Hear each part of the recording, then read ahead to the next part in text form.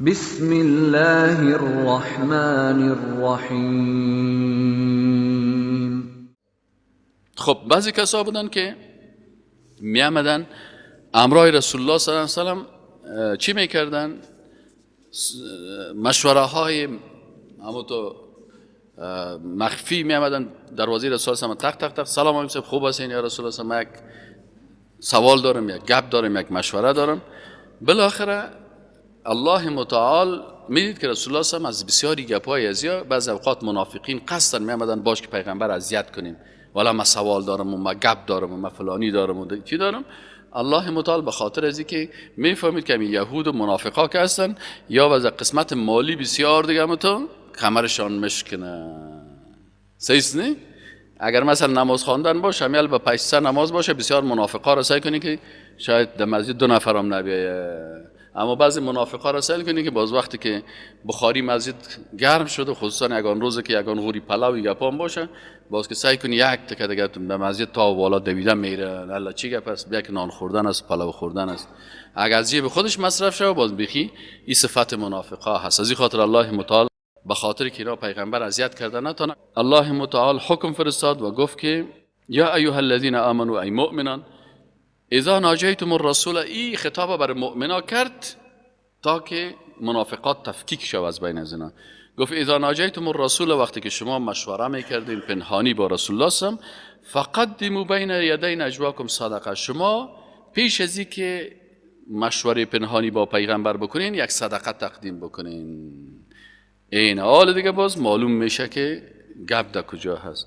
ذالکم خیر لکم و اطهر، این بر شما بسیار خوب است و پاک است.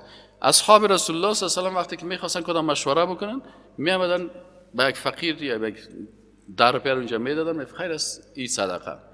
منافقین دیگه بند شدن گفتن او چی داره پی خدا ما مصرف کنیم در یک مشوره گه کده یک چی اترانه هیچ پیسه خدا شور نمیدیم. پس از این خاطر رسول الله صلی الله علیه و آله از شر از یا چی شد؟ خطا خورد. از شر از یا خطا خورد.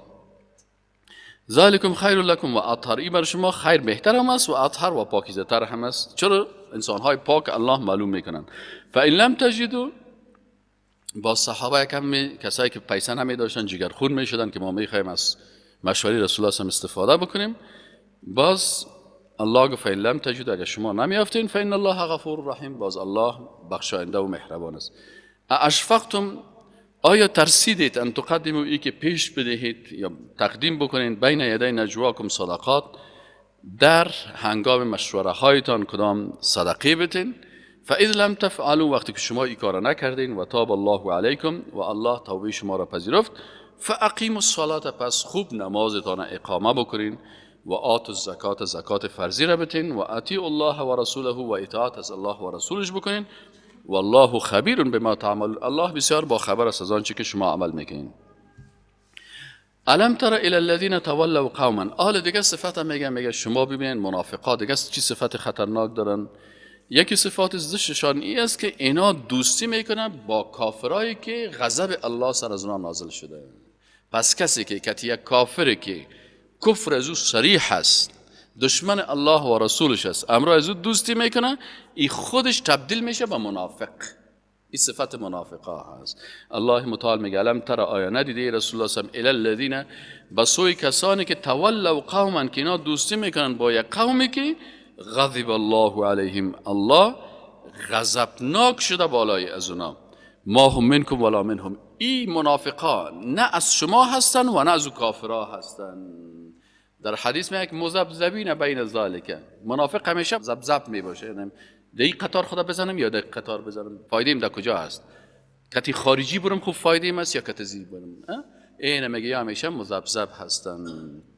الله متعال میگه ما هم منکم ولا منهم و یحلفون علی الکذب، و بازی‌ها چی عادت دارن که همیشه میان به دروغ قسم میخوره که پیغمبر ما کت شماست، می پیغمبر ما مسلمان است، می پیغمبر صلی الله علیه و سلم ما دین حق قبول داریم. و یحلفون، الله میگه یا حلف یعنی قسم های دروغ میخورن علی الکذب، دروغ، و هم یعلمون، در حالی که میفهمن که ما دروغگوی هستیم. الله متعال این منافقا را رسوا کرد و گفت اعد الله لهم عذابا شدیدا، آماده کرده الله برای اینا عذاب بسیار سخت. انهم ساء ما كانوا یعملون، اینا یقینا که اینا ساعه بسیار بد و زشت بود ما کانوا یعملون، آنچه که اینا عمل میکردن. این منافقا چی میکردن؟ اتخذوا ایمانهم جنه، این قسم های خود گرفته بودن مثل سپرواره. انسان منافق همیشه با عمل غلط خود چی میخوره؟ قسم میخوره، او رو مثل سپروار جور میکنه.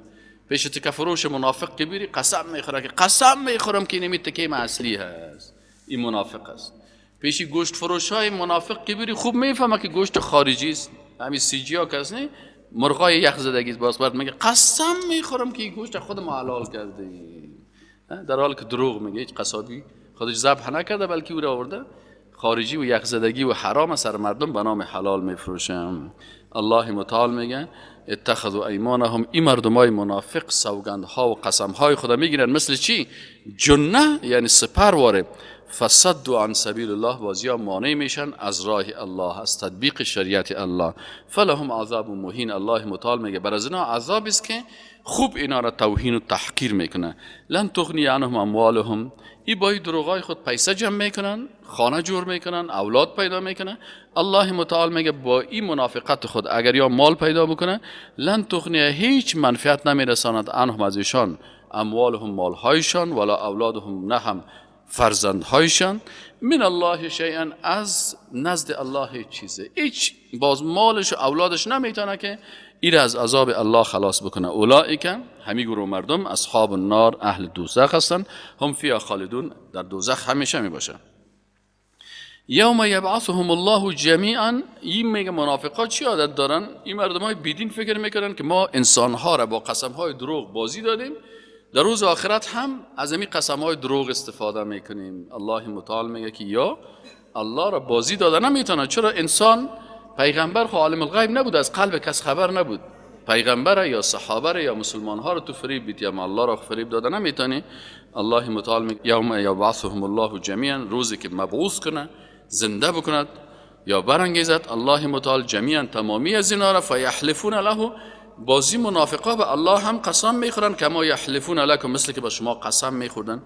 و یحسبون انهم علی شیء، و یا تو گمان میکنن یا میپندارن که ما دیگه حتما کدام کاری کردیم تانستیم که اینجا هم از چال و فریب استفاده بکنیم. الا، الله متعال میگه آگاه باشید، انهم هم الکاذبون، این منافقات دروغگوی هستن. استحوذ علیهم الشیطان، میگه چرا این کارا را میکنن؟ میگه استحوذ به خاطر که غلبه کرده بالای از اینا. کی؟ علیهم، بالایشان کی؟ الشیطان، و شیطان سر از اینا غالب شده. و امون نظریات خدا، چی شیطانای انسانی باشه و یا شیطانای جنی، اونا سر از این غالب شده، اندیشه و فکر از این به غلط او گشتانده که تو میتونی هر کس فریب بیتی، با هر کسی چال بکنی. بس که همیال کافرها میگن سیاست کلش دروغ است، فکر میکنن با این دروغ خود میتونن مردم چی کنن؟ میتونن که مردم کلگی را قناعت بتن. حالا می بانک هایی که اول در افغانستان آمدن دروغ گفتن نه، یک دو سه سال خوب چلیدن، سال چهارم سقوط کردن، دیگه هیچ کس حالا پیسه را نمیمونه. حالا این بانک های شخصی اگر این پیسه چیز نباشه، پیسه برق و معاش نگه پارا نگیره، این بانک ها سقوط میکنن. چرا؟ دروغ بالاخره مردم کشفشان میکنه. از این خاطر الله متعال میگه استحوذ علیهم، غلبه کرده بالای از اینا شیطان، فانساهم ذکر الله، باس بر اینا فراموش کرده یاد الله را، قانون الله را، شریعت الله را فراموش از اینا کرده. اولئک، همین کسانی که در این فریبکاری ها زندگی میکنن، سیاستشان سیاست دروغ است، اقتصادشان اقتصاد دروغ کاپیتالیستی و همیشه خون مردم چوشیدن است، و اعمالشان تمامش اعمال منافقت است، و تلویزیونایشان تمام تلویزیونای عیاشی و فساد است. الله متعال میگه متوجه باشین که یا نام خود هر چیز بانن، خب پیش الله به نام حزب الشیطان هستن. پیش الله دو حزب است، الله دیگه حزبا را کار نداره، نامت هر چی میمانی، دو حزب است، یکی حزب الله و یکی حزب شیطان. اگر برنامه مطابق شریعت الله بود، نامت هر چیز ماندی، ای حزب الله هستی. اگر ضد شریعت الله بود، تو چی هستی؟ حزب شیطان هستی. الله متعال میگه ای حزبشان حزب شیطان است. الا، آگاه باشید که این حزب شیطان، یقینا که حزب شیطان هم الخاسرون، یا چی هستن؟ در خساره هستن. ان الذين يحادون الله ورسوله، ان الذين یقینا کسانی که یحادون یعادون دشمنی میکنن با الله و رسوله و رسولش، اولئک همی گروه مردم فی الاذلین، اینا در جمله مردمان ذلیل می باشن. کتبه یعنی فرض کرده و نوشته هست الله، مقدر کرده الله متعال، لاغلبن انا و رسولی، که من غالب می شوم و رسولی و پیغمبران من غالب می باشن. چند وقتی برای کافرها فرصت میتون، لکن در خاتمه غلبه به الله و رسولش است. ان الله یقینا که الله متعال قوی، ذات بسیار قوی هست و عزیز بسیار با غالب و با عزت است. الله متعال صفت مؤمنین حقیقی را بیان میکنه. اگر شما صفات منافقا را خود دیدین که چی کارا داشتن و حزب شیطان بدن، الله متعال حزب الله را معرفی میکنه. حزب که حزب الله هست. بعضی اوقات یک کس نام خودم حزب الله بانه لکن کارهای شیطانی بکنه، الله متعال هم را حزب چی میگیره؟ حزب شیطان میگیره. اتو نیست که تو نامت بانی فلانی خان، حالا یک کس را ببینید تخلص خودم محمدی میمانه، دیگه تخلصش الهی و رحمانی و رحیمی و غفوری و وهابی و ستاری و فلانی، اما عملش که سهل کنی عملش عمل درست نیست، بنام نیست. الله متعال میگه اینی صفات حزب الله هست. بی کی صفات در وجود است؟ میگه لا تجدو، الله متعال میگه نمیابی قوما یؤمنون بالله، اون مردمانی که ایمان دارن به الله و روز آخرت. اول صفت حزب الله چی است؟ که اینا را نمیافی که یوادون دوستی بکنن من حاد الله و رسوله، با کسانی که دشمنی دارن با الله و رسولش. پس یکی از صفات حزب الله کی است؟ که انسانی که عضو حزب الله هست ای با دشمن الله دوستی و محبت نمیکنه. این حال کسایی که میگه امریکایی ها دوستای خارجی ماست و ناتو دوست خارجی ماست و روس دوست خارجی ماست، ای از حزب الله چی میشه؟ خارج میشه. خب لا تجد قوم یؤمنون بالله والیوم الاخر یوادون من حاد الله و رسوله ولو كانوا آباءهم، ولو که نمی دشمن الله پدرانشان باشه. یعنی در بین صحابه کسایی بود که مثلا اکرمه بود صحابی رسول الله، پدرش ابو جهل کلان دشمن الله است، علی باز با امرای دوستی نمیکرد. ابی ابن سلول این رئیس منافقات دشمن الله و رسولش بود، بچه ازی عبدالله نام داشت. وقتی که پدرش توهین کرد به رسول الله صلی الله علیه و آله، آمد شمشیر کشید گفت گردنت میزنم که تو رسول الله صلی الله علیه و آله گپ زشت بگویی. پدرش گفت که من ذلیل هستم، باز بچه از یه شمشیر چی کرد؟ اوسو کرد. اگر نه پدر خدا گردنش میزد. گفت انسان مؤمن اونمو هست که دوستی نمی داشته باشه با امرای کسانی که دشمن الله و رسولش هستن ولو که پدرشان باشن. و او ابناءهم، یا فرزنداش باشه، خودش مسلمان است، وقتی که اولادش دشمن الله و رسول بود او را میگه تو اولاد من نیستی. او اخوانهم، یا برادرایشان باشه، او عشیرتهم، یا اقاربش باشه. آلی بسیاری کس است والا پدر من کافر بود کمونیست بود ما هم دیگه رای از او را میگیرم. نه، من مسلمان هستم خب رای پدر من میگیرم. آلی پدرت خب کافر بود کمونیست بود بیدین بود دشمن الله و رسولش بود، خلاص مثل ابراهیم علیه السلام واری باش که از پدر خود بیخی اظهار بیزاری کرد. یا بعضی کساس میگن فلانی از قوم ماست از قبیله ماست، اگه کفرم میگه ما کفر از او رو تایید میکنیم. حالا تو به خاطر از خودگیری و وطنداری کافر میشین، الله متعال میگه باز خدا در حزب الله نیستی، در حزب شیطان هستی. این حال میگه اولئک کتب فی، اینی کسانی که دوستی با کافران میکنن ولو که اقوام بسیار نزدیکش باشه، پدرش یا بیادرش یا پسرش یا اقاربش، اولئک کتب فی قلوبهم الایمان، اینی کسایی هستن که اینا در قلبشان ایمان است، یعنی محبت قلبی از اینا که عبادت قلبی است با الله هست. در یک قلب نمیشه که محبت الله را و محبت دشمن الله را یک جای کنی، یا قلبت مخصوص محبت الله بسازی و یا مخصوص محبت دشمن الله بسازی. اینطوره. پس از این خاطر میگه الله متعال میگه اولئک کتب فی قلوبهم الایمان و ایدهم و الله متعال اونا را تایید کرده به روح منه، به مهربانی خود. و یدخلهم جنات، و الله متعال داخل میکنه اینا را در جنات، در باغهایی که تجری جاری می باشد من تحت الانهار و خالدین فیها، که او جنت از زیر باغهای ازی جاری می باشد، جویبارها، خالدین فیها، برای همیشه در امی جنت می باشد.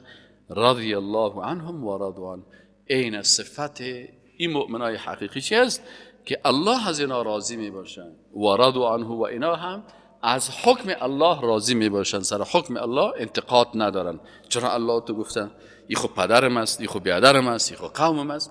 اینه یا میگن و راضی هستن از شریعت الله، از احکام الله. در احکام الله انتقاد و مخالفت نمی داشته باشن و از الله راضی می باشن. الله از اونا راضی می باشه و الله اینا را راضی می سازه، هم در دنیا هم در آخرت. در دنیا به تطبیق حکم الله، به فکر اسلامی، به شریعت اسلامی، به قانون اسلام، و در آخرت با نعمت هایی که بر اینا داده میشه الله متعال اینا را راضی می سازه. اولایی که این کدام مردم هستن؟ اولایی که حزب الله، اینیا حقیقتا در حزب الله هستن. حالا پشت از یا نگردین که نام ها هر کس سر خود یک نام میمونه که نام احزاب مختلفه، لکن عملش سعی کنی که دوستی با کافر هست، بازو حزب الله نیست. الله میگه این صفات اگر داشت ولو که نامت هر چیز باشه تو حزب الله هستی. الا این حزب الله، آگاه باشین که حزب الله هم المفلحون، اینا هستن کامیابان.